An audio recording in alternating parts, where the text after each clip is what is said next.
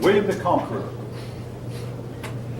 This story we're talking about is how some of the kings of Europe's most powerful countries built up their power, either built up their power or didn't build up their power.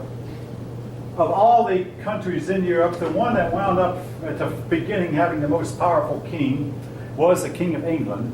But after a while, the British limited the power of their kings, and eventually the King of France became the most powerful monarch in Europe.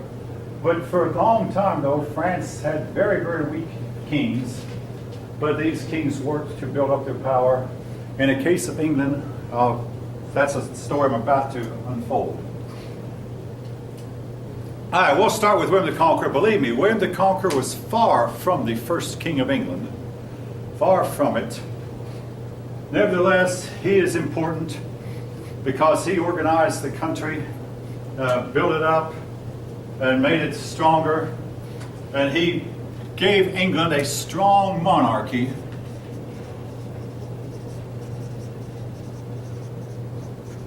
As to how he came to conquer England, he was the Duke of Normandy. Normandy was a duchy, a dukedom, a duchy in France.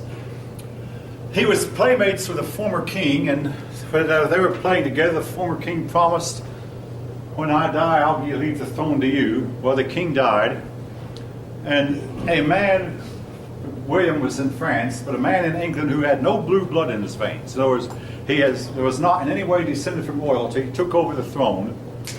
So William collected an army. It took him a couple of years. He collected an army, came in, and killed the king who had usurped the throne, and he took the throne himself.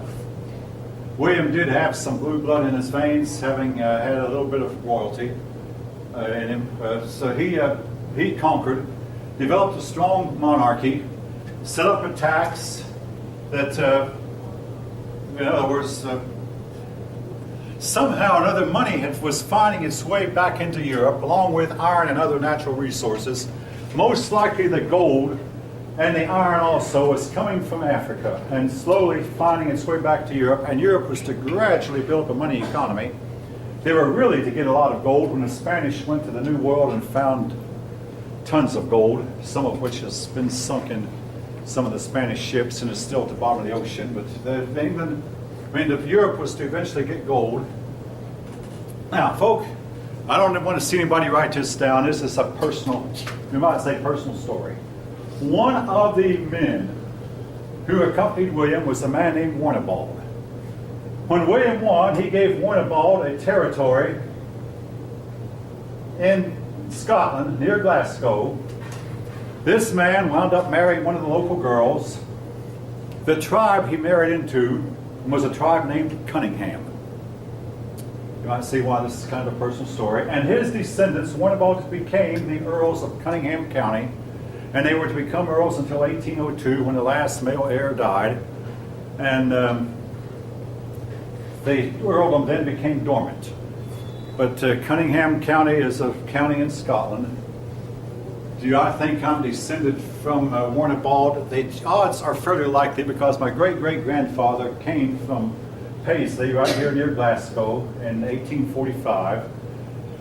Here's why I think so. I mean, everybody, you know, you have 2 parents, 4 grandparents, 8 great-grandparents, 16 great-great, 32, 64, 128, 256, 512, 10, 1024. Go back 30 generations, and you have more than 1 million ancestors. Now, granted, some of the lines will come together and fuse, but the chances are I'm descended probably from almost everybody in Scotland who had any descendants at all, who lived 1,000 years ago. William the Conqueror conquered in the year 1066. I'm not going to ask you to remember the date, but that was more than 900 years ago. And probably I'm descended from almost everyone who lived in Scotland at that time who had any children at all. All right, again, a bit of trivia. Yes? So technically you're the king of Cunningham? No, because they only gave the title to the oldest son, who in turn gave the title. So chances are, if I'm descended from him at all, I'm descended with a whole lot of women in between, or youngest son of a youngest son of a younger son of a younger son. And in no way do I think I'm even close to the noble line, not royal, but noble line. because they only made their oldest sons nobles, and the other sons were made knights. But then after a while, the younger sons of the younger sons, the younger sons of the younger sons got nothing. So after generations, so probably again, these Cunningham people in the old days, they would typically marry a Cunningham girl, and I've got records of it where that one of my ancestors named Daniel Cunningham married a girl named Jane Cunningham. They'd marry within their tribe. Now that was bad for them genetically, but nevertheless they would oftentimes marry within their tribe. So I'm probably descended from them, yes, but through several females on the line and several younger sons, until the odds are I'm in no way related to the actual noble line that ended in 1802. All right, so much for William. Oh yes, one other thing was he was a vassal to the King of France, being that he remained Duke of Normandy after he became King of England, so he was a vassal, even though he did not in any way think of himself as being inferior. Again, Normandy was to make history in World War II when American troops landed on Normandy Beach. But he was vassal to the King of France. This was to lead to a lot of trouble later. For the next, 1,800 years, Britain and France were to be at war with each other off and on. The wars finally ended in 1815 with the defeat of Napoleon, but then Britain and France became best of friends and stood together against Germany 2 times and stood together against the Soviet Union also. But for many, many years, they were staunch enemies. And that was because the kings of England were vassals also to the King of France. And the inevitable happened later, we'll talk about in a couple of days, where that a king of England claimed he had the right to the throne of the King of France. All right, but that's jumping ahead of the story a little bit. Henry II, so next one we'll talk about who had any, Henry II.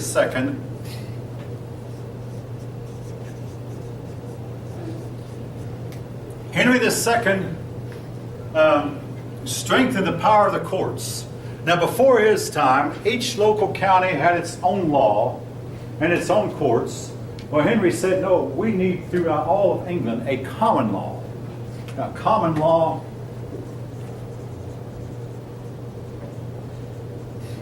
and he said, my judges must be schooled in this common law, and the law then must be enforced equally throughout. Now, folk, this becomes an issue sometime. And again, I'm sorry if I have to refer to my personal life, but during my 27 years at Lockheed, there were some men who were creating a problem because they were simply not showing up for work. And it was up to each individual supervisor to decide whether to discipline an absent employee or not. Well, some supervisors were not. And in fact, a lot of supervisors, they were rated on how much work they put out per employee. Well, there were some employees who the supervisor got a better rating if they showed up for work, and there were some employees the supervisor got a better rating if they did not show up for work. Because they not only didn't do much work themselves, but they also, by their talking and constant chatter, kept other workers from working. So I know of a case where a supervisor would tell a man who every Friday, hey, you're welcome to take off if you want to, and I'll look the other way. So finally, what the higher up management did, said, I'm going to hire a director of attendance and give him some high rank and a lot of clout, and we're going to have a uniform attendance policy that applies to every employee throughout the plant. And no supervisor can let it fail an employee whose attendance is bad off the hook. This man, they used their computers, and they would notice whoever was attending and who was not. But basically, they had to have one uniform rule. Henry II established that. Now, however, where he failed, I want to say this about the courts too. He strengthened the power of the courts. And our courts in our country today have altogether too much power. I'll say that and leave it. Our courts make all of our moral decisions for us. Our elected officials do not. All right. Now, but he had one problem, though. Really bad problem, and that was with the church. There were several problems with the church. One problem was that when a man died, to try to assure a happy afterlife, on his deathbed, he would will some of his land to the church. Well, supposing a man had a lot of land, and he willed a certain percent of his land to the church, and his son willed more land, his son willed, after a few generations, the church had almost all the good land, and the people had practically none. And folk, I'll say this on a personal note. I have willed my estate to my children. I do not will my estate to an organization, because I figure when I'm alive, and if I give to that organization, and yes, I'm promoting give to organizations that you believe in. While I'm alive and give, it's a sacrifice. If I'm dead and gone, it's no sacrifice. And if I've reared up my children right, have not impoverished them, they in turn will give to organizations that they favor also. But these people were giving their money to the church, or their land to the church, and a lot of their wealth. And after a while, the church had all, and the kings felt like we have to take it from them. There was another issue. The issue of who was to appoint the officials.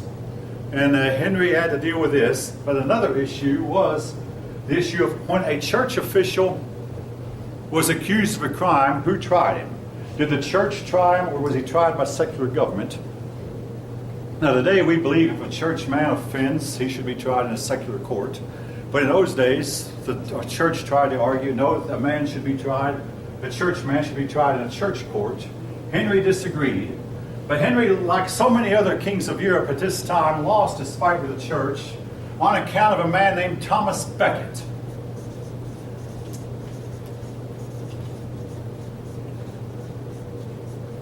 Now, Henry II appointed Thomas Becket to be Archbishop of Canterbury, which, if you know anything about England, that's the highest church office there is. He was Archbishop of Canterbury, and Henry appointed him. Now, notice I said the king appointed him. Now, today, that's a no-no.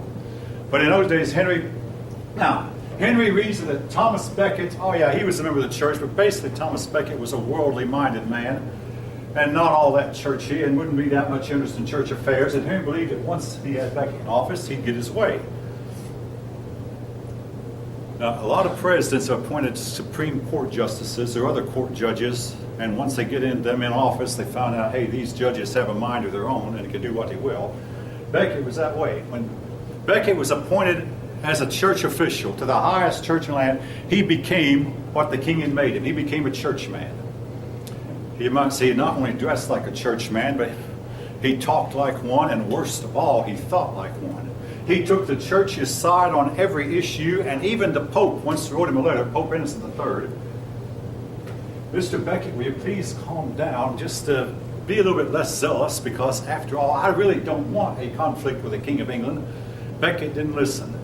He continued to take the church's side on every issue. And finally, the king, now these kings of England had a fiery temper. The king was sitting around his table eating a meal one day, and somebody came in with a message, Your Majesty, Thomas Becket has done thus and such. The king threw a fit of rage and said, "Oh, you dogs who sit around my table, can't any of you take care of this upstart clergyman for me?" Well, he probably was just simply blowing off steam. But 4 of his knights took him at his word. They got up from the table. They went to see Thomas Becket. To make a long story short, they chopped his head to pieces. This was a bad, bad move on the part of Henry. Henry, of course, got blamed. The knights said, "Oh, our king ordered it." Henry couldn't deny that he had ordered his death, even though he probably hadn't intended to at all. Henry had to do penance, and Thomas Becket was made a martyr.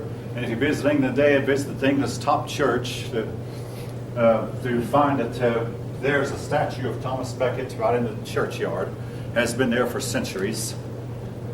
Thomas Becket became a saint, a martyr, and everything else, and Henry simply had to give up his fight with the church.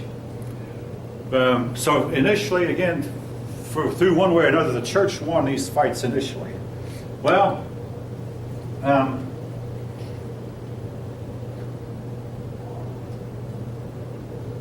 time went on. The next king that we remember, the next king after Henry II was his son Richard. Richard spent a lot of his time fighting in the Holy Lands. Yes, I do want you to remember that name, Richard.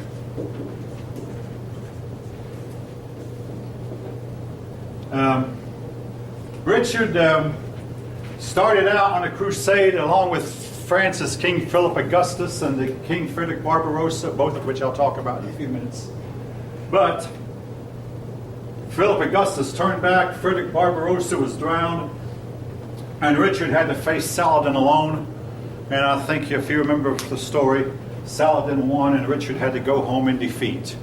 On his way home, he was captured, held for a ransom for a while. Eventually, though, Richard was released and died when a crossbowman took a shot at him and hit him. They eventually captured a soldier that hit him and brought him to the dying Richard and said, "What do you want done with a man?" And Richard said, "Turn him loose." He was fighting an honorable fight. See, the church had tried to outlaw crossbows, saying they were too brutal. Richard said, "I'm going to use them anyway." And a lot of people thought that it served him right when he got hit by a crossbow. He said, "This man was fighting an honorable fight, turn him loose." So there, in the presence of their dying king, they turned him loose. Now, the next king. You notice beside John's name, I don't put John the First or John the Second, because England has only had one king named John. Now, if they ever have another one, he'll be called John the Second. But in 800 years, the royal family has named very few of their sons John, and none of them have ever gotten the throne. King John goes down in history as the worst king England ever had. I mean, I talked about a fit that his father, Henry, had thrown. Well, King John could throw them worse. In fact, when he threw a fit, it was said even the dogs and cats would take off running. He would roll over and behave like a wild animal, among other things. But he hung around with a bad crowd. Now, he was a man of activity. He could take care of business, but he was cruel and wicked. Like his father, he had some dealings in France. So one day he went to France, and while he was away in France, his nobles all got together and said, "We better limit the power of our king. He's just too wicked, too powerful." They did not want to depose him. They told him he'd still be king.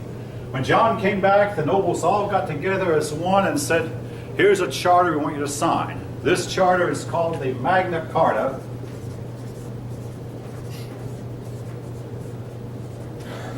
When John saw that not one nobleman was on his side, that all were against him, he signed. The Magna Carta has been called one of the greatest documents of all time for people who love freedom and limit the power of the government. Essentially, the Magna Carta listed some things that King John was not allowed to do. You're still king, and you may govern, but you must not do this, you must not do that, you must not do it. To this day, all the kings of England who came after him have been descended from John. England still has a king, thanks to the fact that they limited the power of their kings way back then. France, on the other hand, which was never able to limit the power of its kings, France has no king anymore. And the same thing can be said for Germany, Russia. They don't have any kings anymore. Britain limited the power of its kings. So to this day, there are kings and queens who supposedly rule Britain. King John. Magna Carta. Now, the next king after John, I remember now, again, folks, can't emphasize enough, he was not actually the next king, but he's the next one, remember, was a king named Edward I.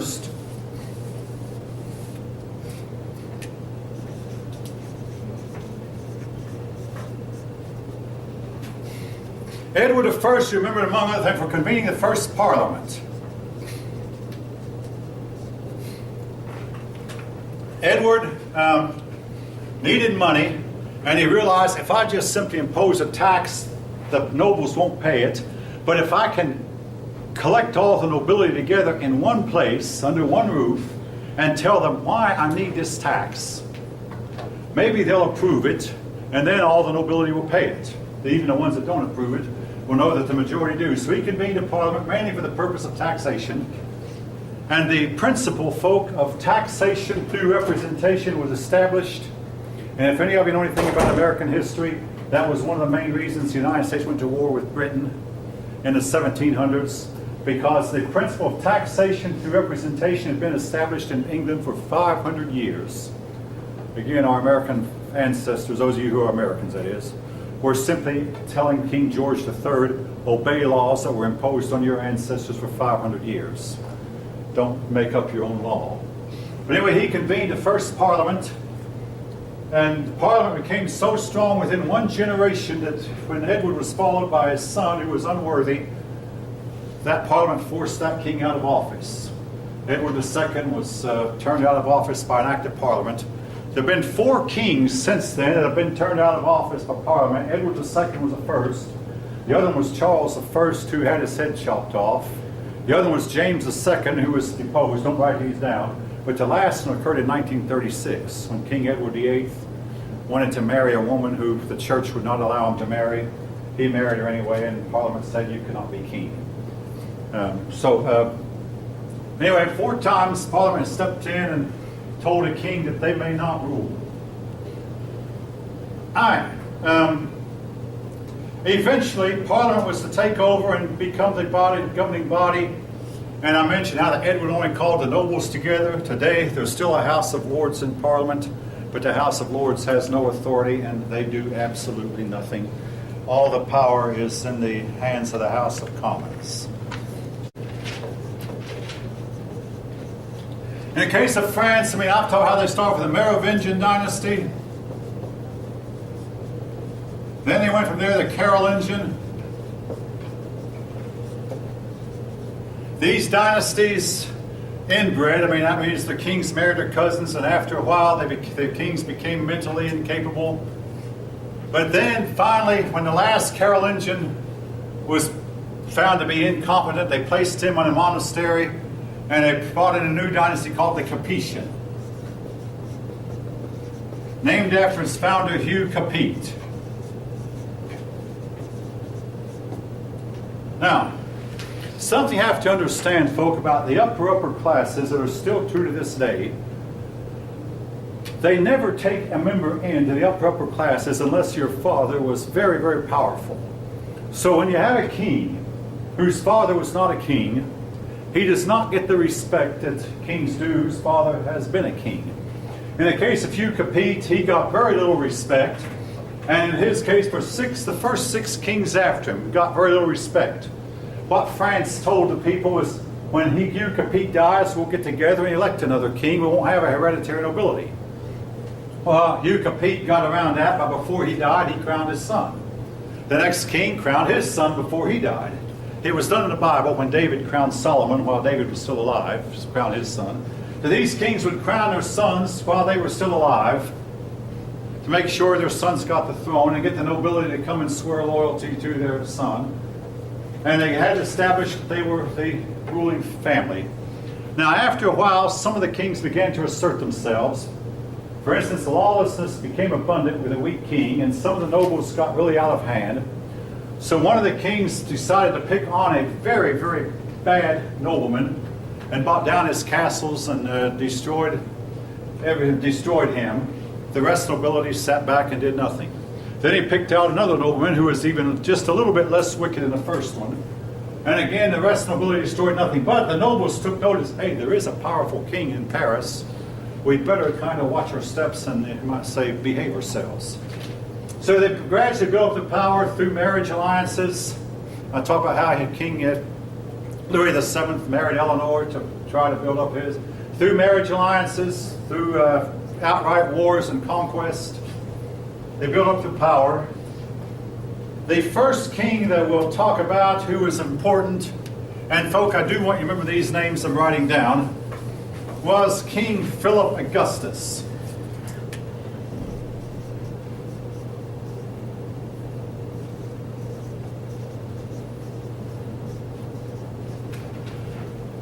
King Philip Augustus, he conquered at least 4 duchies, Normandy, Maine, Anjou, and Aquitaine. Aquitaine had belonged to his father for a while. Now, Philip was the son of Louis VII. You remember Louis VII had married Eleanor of Aquitaine, and the marriage was disastrous, and finally the father divorced Eleanor and married a woman who bore him a male heir, but he only had one son. And that may explain why he was an older man by the time he had the son, quite up in years. Now, I want to digress a little bit. There's a story about how that Philip Augustus, when he was 16 years old, decided to go on a hunting trip. He was allowed to, being a member of royalty. He went on this hunting trip, and he passed by a farmer's house, and the farmer called out to him and said, "Hey, sir, the shoe on your horse is coming loose. You have a nail coming off. Or no, it's actually told him the nail has come off your shoe. The young foolish prince thought, stop for a nail. It's not worth it. So the prince called back the farmer, hey, keep the nail, my good man. You might use it for some purpose someday. Just hold on to it. The prince went on into the woods. The one nail that had worked its way loose caused another nail to work its way loose, and then another, and after a while the horse's shoe came off.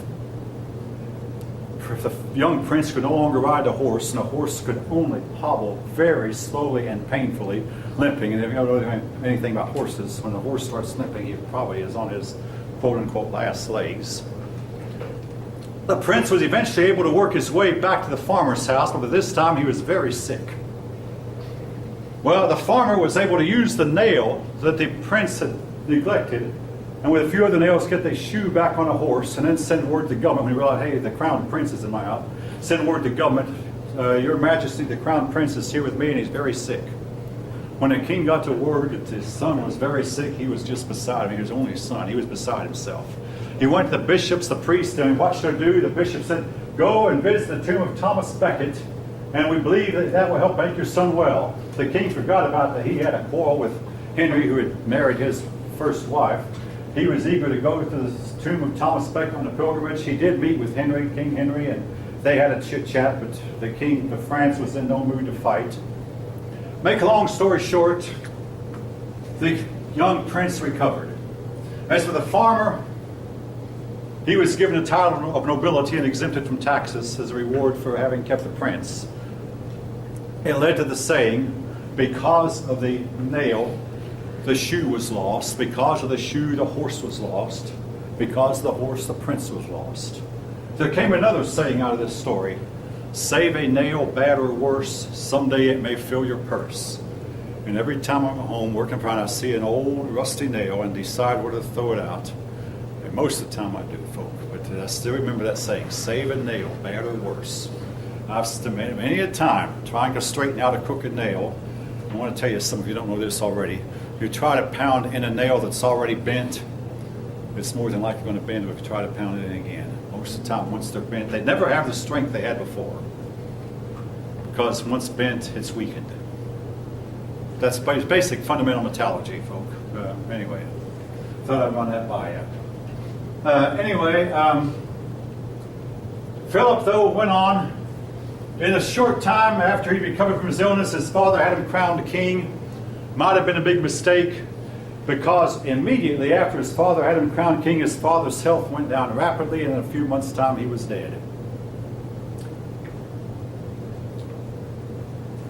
Don't use the word retirement, folk, when you get older. It's very dangerous. A lot of people die a short time after they retire. My own father retired at 65 on July 31st, and he died August 11th, 11 days later. Bear Bryant, big football coach for Alabama, retired 1 month and died the next.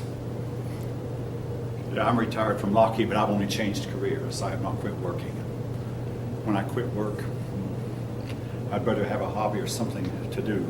Because if you have nothing to do, folk, your body is going to get the message, hey, it's time to shut down. Anyway, the old king had crowned his son, and afterwards he shut down. Philip Augustus took the throne, and like I say, built up one of the best kingdoms that Europe had.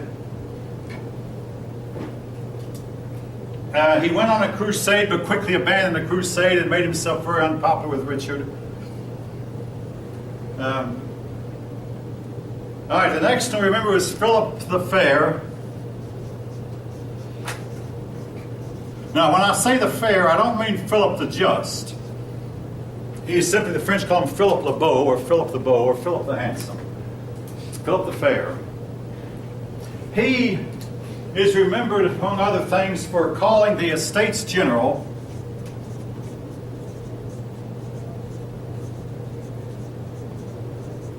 for the purpose of taxing. However, he called together the Francis nobility into one place and said, I need such and such, and they granted it to him. But the Estates General, unlike Parliament, never became very powerful. Now, I say that tongue-in-cheek because in the late 1700s, the French had a revolution, And they called together the Estates General, and the Estates General chopped the king's head off. You ever heard the story of King Louis XVI and his wife Marie Antoinette? They both lost it from the neck down, thanks to the Estates General. But that's jumping ahead of the story a little bit. But Philip the Fair convened the Estates General for the purpose of taxing. Now, he collected a lot of the money because up until this time, people had paid the king in troops because there was no money in Europe. But about this time, money started finding its way into Europe, and that was to find its way into Europe big time when the Spanish was to come across the ocean and collect a lot of gold from the American Indians. But that's jumping ahead of the story. But money was finding its way into Europe, and Philip the Fair was able to collect taxes in money because Europeans were starting to get a little bit of money circulating. Now, Philip the Fair also did something else. How many of you have ever heard of a group called the Knights Templar or the Templars? Okay, just a couple of you, 2 or 3. Philip was the one who ordered their execution. He executed them. I'm going to talk about the Templars later, so keep him in mind. He got to be a little bit concerned about their power. Also, he tried to become a member of them, and they wouldn't have him. He was not eligible for membership as long as his wife was alive, but one day his wife died, and he thought, hey, I think I'll join with these Templars. They wouldn't have him. And he went after them because he was afraid of their power. The rest of Europe was too, and lined up a bunch of them and cut them to pieces. Saladin had done the same thing. Both the disasters occurred on Friday the 13th. Saladin killed a bunch of them on the 13th of Friday the 13th. Philip did the same thing. We'll talk about that in a little bit when we come to the part on the Crusades. All right, moving on. Holy Roman Empire.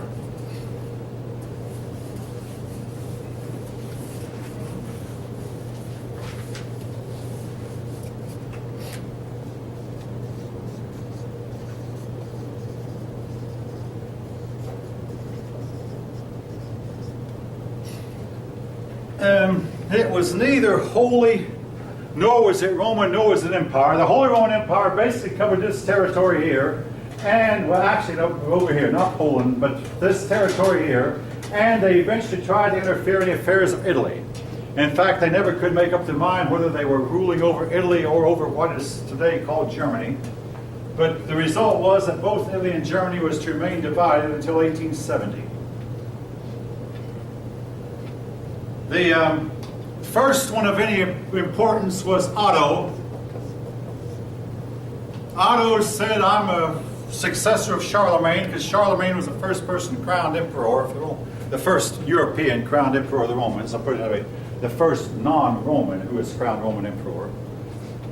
Otto said, I'm successor of Charlemagne, and this may sound good, but Otto opened up Charlemagne's tomb and found Charlemagne's body in a remarkably good state of preservation, but the fingernails had grown, the hair had grown, the eyebrows had grown. This is, of course, what we often find when we open up dead bodies, parts of the bodies live on. But otherwise, he found Charlemagne to be in a pretty remarkably good state of preservation. But anyway, he was Holy Roman Emperor who tried to rule over Italy as well as Germany. His goal was to restore the old Roman Empire. And in actual reality, they restored nothing. All right, takes us up to Henry IV.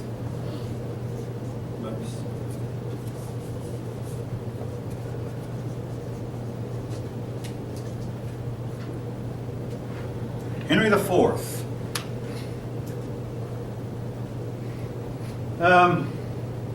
Henry took on the church. There were two issues, church lands, and the other issue of who is going to appoint church offices. Henry said that the he, as the emperor, should appoint the bishops and the archbishops and the cardinals. The church said, no, we should appoint them. Henry took on the Pope. The Pope used the device called the interdict. In other words, a nation under interdict could not perform any marriage ceremonies, could not perform any extreme unctions, and supposedly anybody who died in a territory that was under interdict was lost forever. Henry had to succumb to that kind of pressure, gave in, and let the church have its way. Another round that initially went to the church. Now, this conflict between church and state, folk, is more important than I think any of you probably realize. Why? Because when the smoke had cleared in Europe, Western Europe, church and state were independent of each other. The church got to appoint its own officials. The state was told to stay out of the church. But in the meantime, though, the state was independent of the church. Now, why is this important? Well, let's look at other parts of the world. Right here in Russia, which we'll talk about next. In Russia, church and state were one, and the Russian king appointed all the church officials.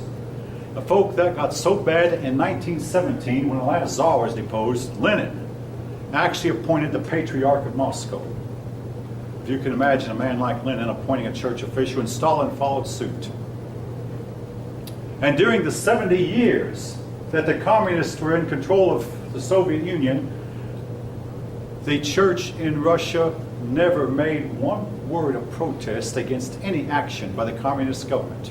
While the communists allowed 15 million people to starve in the midst of plentiful harvest, the church never said a word.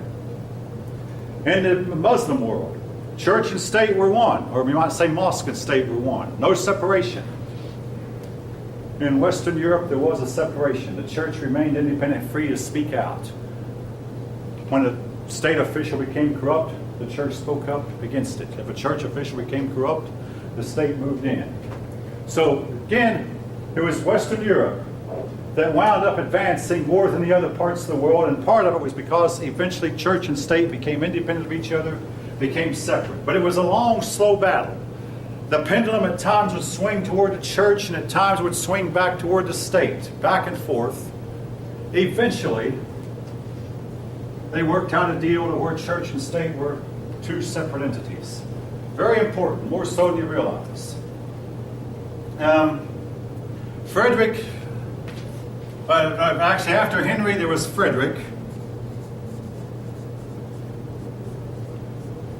Frederick I had plans to unite Germany and Italy into one big country, but he spent most of his time in Italy, even though he was German. He should have spent his time in Germany, but Germany and Italy were forced into an unnatural union that neither side liked.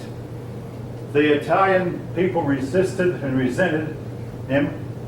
Nevertheless, he tried to he called his plan the Great Design, where he would unite all of Europe and basically revive the old Roman Empire. Well, he got involved in a crusade, the Third Crusade, along with King Richard of England and Philip Augustus of France. And the Europeans thought, with these three kings, they will drive out the Muslims from the Holy Land. But Frederick drowned. He was trying to cross the river in some heavy armor, slipped and fell, and nobody could get to him in time to get him up. Frederick drowned and his army dissolved. Philip Augustus turned back, his army dissolved, and Richard was no match for Saladin. All right, we'll move on. The next one, Frederick II.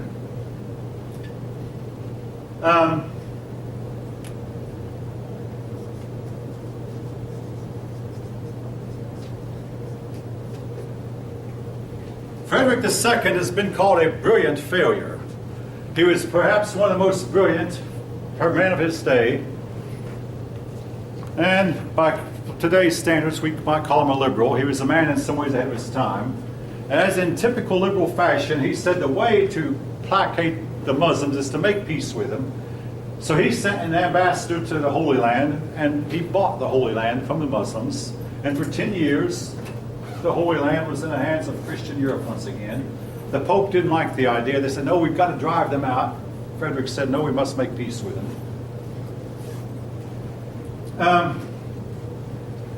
But Frederick had a few problems.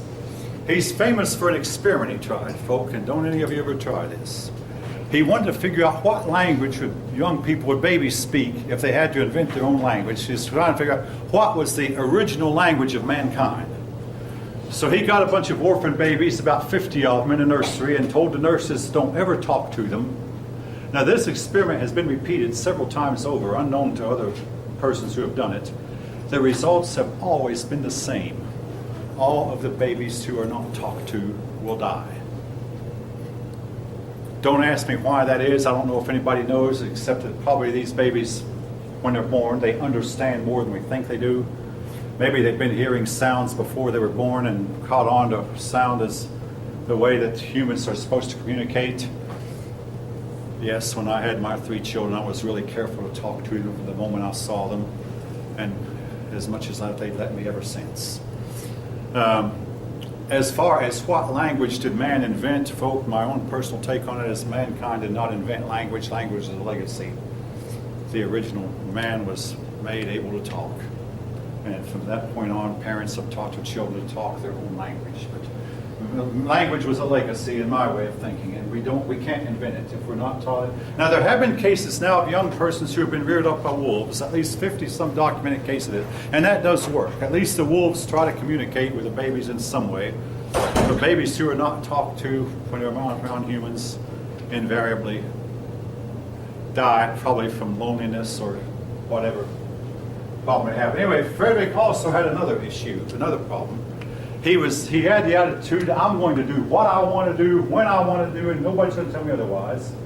So one day he was fighting a war. He had his army. He got in a mood to hunt. So he took his top officers, the top nobility, and he and his top nobles went into the woods, spent the whole day in the woods hunting. On the way back, it was toward evening, he started smelling smoke as they got close to their camp. When he got to the camp, Frederick found his entire army had been annihilated and everything set on fire. And even Frederick's most ardent admirers have to condemn him for going on this hunting trip without any regard to where the enemy was, without any regard. If Frederick and his top officers had been there, in fact, it's known that the enemy who attacked Frederick's troops was outnumbered by Frederick's troops. So Frederick had more troops than the enemy had. But there was no organization. With all the top officers gone, nobody knew who was in charge. The troops simply were mowed down and annihilated. If Frederick had been there with his top officer, get them in some kind of order, call them into formation, get them lined up to face the enemy, the outcome might have been different. Frederick never recovered from that loss. Lost his army permanently, could never rebuild one back as good as the one he lost. Basically, he was a loser and goes down in history as a big failure.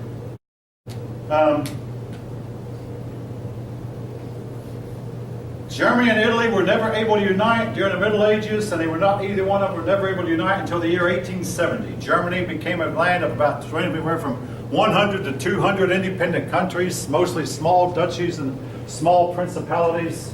Italy became a land of about 5 or 6 different kingdoms with a bunch of independent duchies and principalities also. Never able to unite until 1870, but that's a subject for later. All right, the Slavs. From the word Slav, we get the word slave. The Slavs have oftentimes been looked down on. The word Slav was a term used to describe people who had come from far off Mongolia and had settled in Europe, among them the Huns, the Bulgars, the Magyars, and now, some of them had come even in the days of the Roman Empire. Hitler looked down on them and said they were inferior, and as he told the world they all needed to be exterminated, to give you some idea how much they were respected. But the Slavic peoples are peoples they cover up what is today Russia, and then Romania and Poland and these places to the east.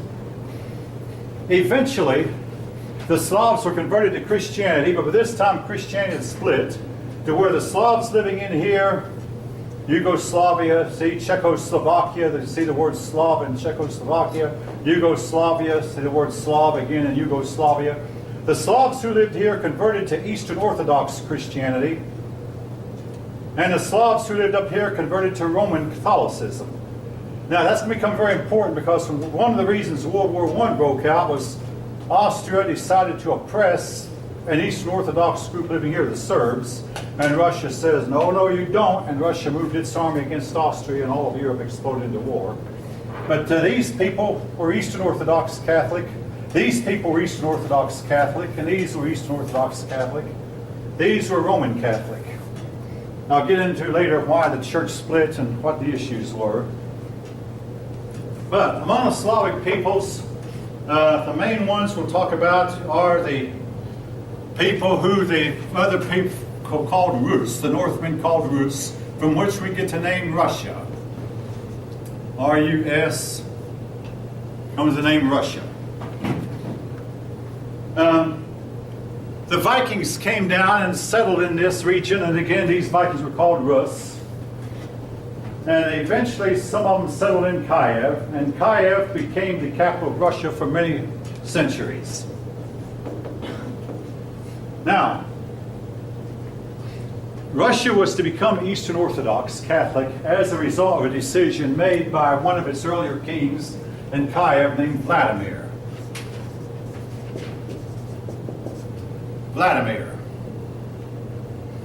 Now, when Vladimir decided that he did not like worshiping the old gods, the gods of the Northmen, Thor and Odin and Woden and Freyja and Tur and some of these old Norse gods, Loki, he decided, no, I need to worship, to adopt the religion of the more civilized people. So he looked into 4 religions: Judaism, Islam, Eastern Orthodox Catholic, and Roman Catholic. Well, in Judaism, he had a short time making a decision. Any God, this was his view, not mine. He said, any God who's not strong enough to keep his people in their own homeland is not strong enough for him. So he said, I will not become a Jew. He next looked into Islam. Now, folk, I get a lot of amens when I say this, but you don't have to agree. But then again, I don't see how you can disagree. Now, I'm just stating the facts. The problem he had with Islam was Islam forbade drinking. And anyone who knows anything at all about the Russians know that Russians drink a lot. If you didn't know that before, you've heard it now. And they did back then also. Vladimir said, now, I cannot adopt any religion that forbids me to drink, so out the window went Islam. Then he looked into Roman Catholicism, but the Roman Catholics told him, to be a Roman Catholic leader, you must submit to the Pope in Rome. Vladimir said, I will never submit to the Pope in Rome. I'm going to be my own boss. So out the window went Roman Catholicism. Then he went into an Eastern Orthodox church. And he said it was like entering into another world.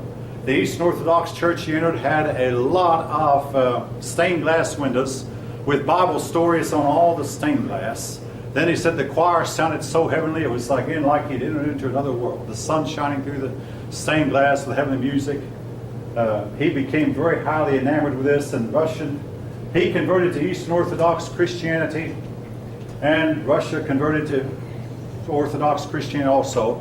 And Eastern Orthodox Christianity was to remain the official religion of Russia until 1917. And to this day, most Russians who profess any form of Christianity are Eastern Orthodox. Now, the Mongolians took over Russia and held Russia for 200 years. Keep this in mind. And again, looking on a map, you might notice Russia is huge. And Russia's one of its biggest contributions to humanity was they served as a buffer between the Mongolians and the rest of Western Europe. And without Russia, probably the Mongolians might have overrun Europe completely. They didn't, and part of it is due to, but anyway. But now during these 200 years, something happened that's pretty rare in the history of mankind. The Duchy of Moscow went for 200 years and only had 5 dukes. And eventually these 5 dukes called themselves king, and the capital then moved from Kiev to Moscow. Now you might say, why 5? Because, again, this is very rare. You had 5 kings who ruled one after the other. Each king lived to be an old man. And when he died, he turned the throne over to a middle-aged son. That middle-aged son ruled for, basically the average reign was 40 years apiece. 40 years times 5, 200 years. 200 years under 5 kings. And during these times, because these kings were so wise and capable, they got the people of Russia behind them. And the kings of Russia were eventually able to, the kings of Moscow were eventually able to drive the Mongolians out. And Moscow became the capital of Russia that day of this. Now, I say this, we have a clause in our Constitution that says that our president, and that applies to whether it's a male or female president, our president must be at least 35 years of age. It was put in by the Founding Fathers and has never been seriously questioned for 230 or so years our nation's been in existence. Our president and vice president must be 35. Now look around at you, most of you look like you're under 35. Hey, folks, just have patience. You'll sleep and wake up and you're 35 one day. It's going to happen quicker than you think, believe me. But it's still there, it's still in the books. And again, the reason is we tend to think that a person who's our leader should be mature, seasoned, and experienced. Childlike kings have ruined many, young, foolish kings have ruined many a country, especially Sweden comes to mind, but it ruined other places. Moscow had the good fortune of having mature kings for a period of 200 years. All right. So Russia, now, Russia is extremely important in modern times. They're situated, located between you might say between the east on one side and the west on the other, and they never could decide whether they were going to copy the east or the west. I mean, if you had been a Russian living 500 or 600, 700 years ago, the east might have had more of an appeal to you. It looked like the east was higher and better than the west. But a few of the Russian czars, like Peter the Great, realized that, hey, the west is really where it's going to be. We need to turn our attention to the west. And Peter the Great was notorious for trying to get Russia to follow the west. Now, during most of the last several hundred years, Russia has realized it's behind. Peter the Great, right, in the late 1600s, said, no, Russia is behind, but we're going to catch up. Fast forward to when I was a child, Russia was led by a man named Khrushchev. Oh yeah, we know we're behind, we're going to catch up. I read an article, folks, just over the weekend that maybe they have caught up and maybe they're ahead of us now. We have grounded our F-35s. Maybe enough. I mean, the F-35 was built by Lockheed. And number one, it does not work. And number two, it costs too much. Yeah, you know anything about it? It's because the Chinese managed to get everything about the weapon system, and so now they have to change that. But that's like I've read like 2 articles that say that. Okay, it said it's not that it doesn't work, but what I read was that it doesn't work. It totally works. It's It does work? They have Okay. the exact same shits. We can't have that can't. Oh, so we have to somehow build we something change better. it, make it better now. Okay, well, and I'll stand corrected. I mean, what I read, but that the Russians, in the meantime, have all their fleet in the air and working. Yeah, there's stuff flies. At least it flies. Now, again, the Russians spent most of my lifetime being behind, but I'm not sure if they still are. Will the United States ever go to war with Russia? I had a student ask me that in the 830 class, and I said, well, I read an article a few months back where that the United States and Russia are already at war. It's not necessarily a shooting war, but the Cold War is revived stronger than ever, and it's over the Crimea, a really fertile section of Russia, that Russia has taken from the Ukraine and taken back, and they have sent their troops in, and the United States and Europe does nothing but impose sanctions. This, some of you know what I'm talking about. Now, they've now agreed to a ceasefire, but hey, guess what? Russia still has the Crimea. Still does. So basically, it looks like Russia went to war. It did not erupt into a big shooting war, but they did send some troops in and killed a few Ukrainians. They got the Crimea, and the West was left defeated.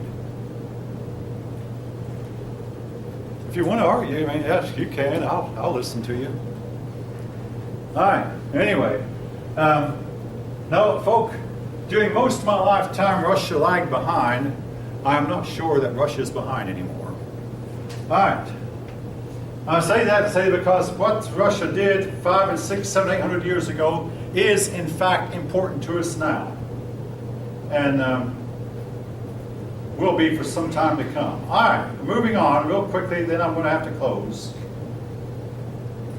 The period of time we're talking about here is called the High Middle Age. I'm leaving politics and kings for a while and talk about the life of the ordinary person. But anyway, this period is called the High Middle Ages.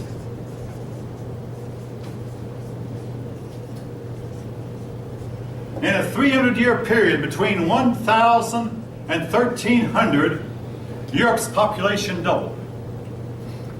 Crops were abundant and plentiful. Europe, actually some Europeans, namely the Vikings, went to North America and established a colony in North America for a time. They went to an island called Greenland, and they called it green because it was a green land. It isn't today. And these Vikings actually farmed in Greenland the same way they had farmed in Norway. You can't do that today. What was the secret to the success of the High Middle Ages? And folk, you can believe what you want to believe, but it is now believed strongly that the High Middle Ages was a period of very, very warm temperatures. Hot as a firecracker, somebody has said. Much warmer today. Crops that today will not grow any higher than here in Italy during the High Middle Ages would go as far north as Great Britain. And when the Vikings came, they found a certain type of grape from their description of it. We know that this grape today will not grow any farther north than New Jersey, but they were finding it up in Nova Scotia and Newfoundland, those places. Greenland, again, was some history books, they misnamed it to try to get settlers to go over there. I don't think they misnamed it. I think it was a green land, a land of grassy, green grass, where that cattle could graze. High Middle Ages, super, super warm. And to this very day, today, our president's going to the Okefenokee Swamp to try to convince Americans to cut back on their industry, cut back on their usage of fuel, because we want to try to cool the climate down. All right, anybody have, I know it's getting to leave. Yes? It's a tactic. What's that? So people have been using, or like the capitalist system that we use today is completely unsustainable. You can't tell people like, oh, hey, you should use less stuff because it's bad for the rest of the world. Nobody in Americans don't really work like that. If you tell them like, oh, hey, you should use less because it's destroying the planet, suddenly people care about it and take heed. Yeah. So it's really just a tactic to get the population to kind of chill out. Let's live our lives differently. Let's feel more sustainable. That I believe it is, but maybe to get America especially, but actually the world's worst polluter is not the United States anymore. It's China, and some of China's pollution is known to reach California. Yeah, China's supposedly cleaning it up. They've got a solar field the size of France. Well, they're trying hard to clean it up. Okay, anyway, because what happened, the High Middle Ages ended in 1307 when the Black Death came in and reduced the population of Europe by 1/3, and Europe was not to recover again until 1750, its population. The Black Death came in, and then another climate cooling came down in the 1600s and carried off more people. The cooler it got, folk, the more people died, the more plants animals died, the warmer it got, the better.